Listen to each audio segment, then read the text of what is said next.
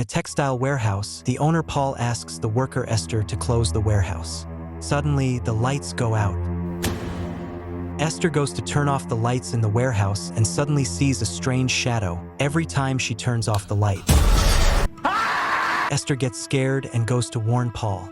Paul doesn't listen to her and just asks her to leave. Before leaving, Paul hears a noise. He goes to investigate and he sees a strange shadow. The lights go out, turn on again, and the shadow is closer. But then it disappears. Paul runs and falls. The creature appears, but it can't come out into the light, so Paul runs to his office, but the lights go out. Oh, come on! The creature opens the door and takes Paul away. Then we see him dead, and so it begins. Welcome to Random Recaps. In this video, I am going to recap the movie. Stop right there. Before continuing, don't forget to subscribe, like, and comment. That would help me a lot. Thanks for watching and enjoy. Paul's stepdaughter, Rebecca, is with her boyfriend Brett. She takes a shower, and then she kicks her boyfriend out of the apartment. Who said anything about boyfriend? Although she later tells him that she likes him. Becca lives far from her mother Sophie, and her younger half-brother, Martin, son of Paul. Martin goes to see his mother, and observes that she is talking to herself. Sophie has a documented mental illness and a serious depression that causes her to talk to an imaginary friend. Martin realizes that his mother was talking to a creature in the dark. That scares him and he runs to his room. Someone tries to open the door and the lights start to flicker. The next day, Rebecca goes to pick up Martin from school. The social worker tells her that Martin fell asleep at school since he suffers from insomnia. Rebecca takes Martin home. Although Martin wanted to go to Rebecca's house, Martin tells her that someone named Diana came to visit his mother. Although Rebecca tells him that Diana is not real. She isn't real. Martin collects his things to go to Rebecca's house, and in the room observes the strange figure. Rebecca and Sophie argue, as Rebecca does not believe her mother is in her right mind. That night, Martin asks Rebecca if because of their mother they are also crazy. Later, Rebecca hears a noise. She thinks it's Martin making the noise, but when the light is off, she looks at the creature in the shadow. The shadow attacks her, but luckily the light comes on and it goes away. Quickly, Becca turns on the lights. Becca is terrified and finds Martin sleeping with a flashlight. Fucking strategy, all right? The next day, the social worker goes to Rebecca's house to pick up Martin, since she cannot stay with Martin because she is not the legal guardian. Being alone, Rebecca finds the words Diana scratched on the floor. At that moment, she remembers that as a child, she also saw the figure in the shadows, and that she made a drawing that says.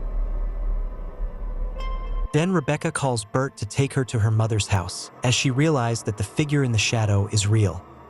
The bitch is real. At the house, Rebecca starts investigating and finds a photo of two girls. She finds a recorder. Rebecca listens to it and realizes that Diana was harming Sophie every time she got better. Then Diana dies after being exposed to a very bright light during an experiment.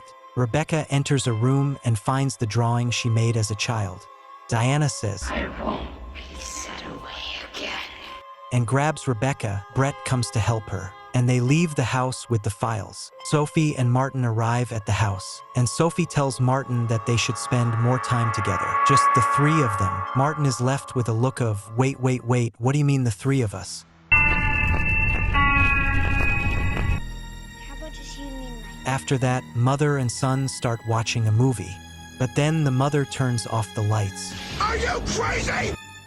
And she tells her son who Diana is, while Diana comes up behind them. Sophie asks Martin not to turn on the lights. But a scared Martin goes to turn them on. Diana gets angry and hits Sophie.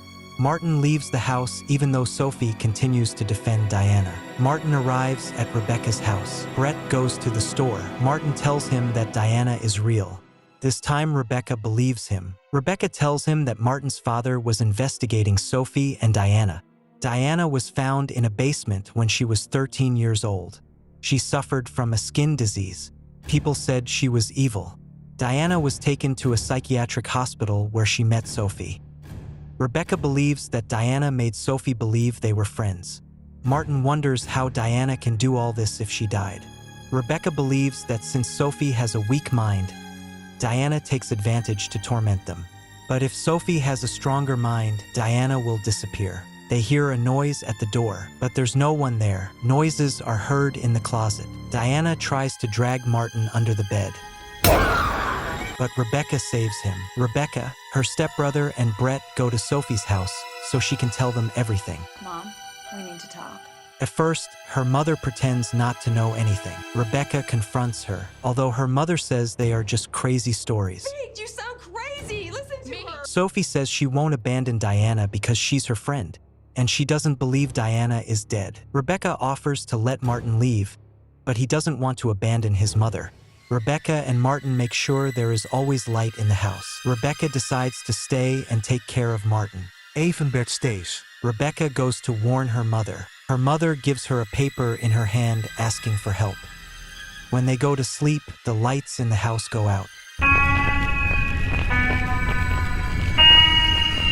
But luckily they have candles and a flashlight. Brett leaves the house. Rebecca goes down to the basement. She turns on the lights, but they don't work. Martin wakes up and realizes he's alone.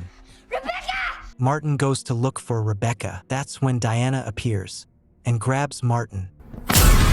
But Martin has the power of the candle. He finds Rebecca, and Becca realizes it was a trap to lock them in the basement. A trap. Brett returns to the house and looks at Diana. Brett tries to open the door, but Diana throws him. But don't worry, Brett has a light on his cell phone, although Diana takes it away and breaks it. Oh, come on! Brett tries to flee, but Diana grabs him, although Brett manages to save himself with the car lights. Sophie goes out looking for her children and confronts Diana. She tries to take her pills, but Diana attacks her.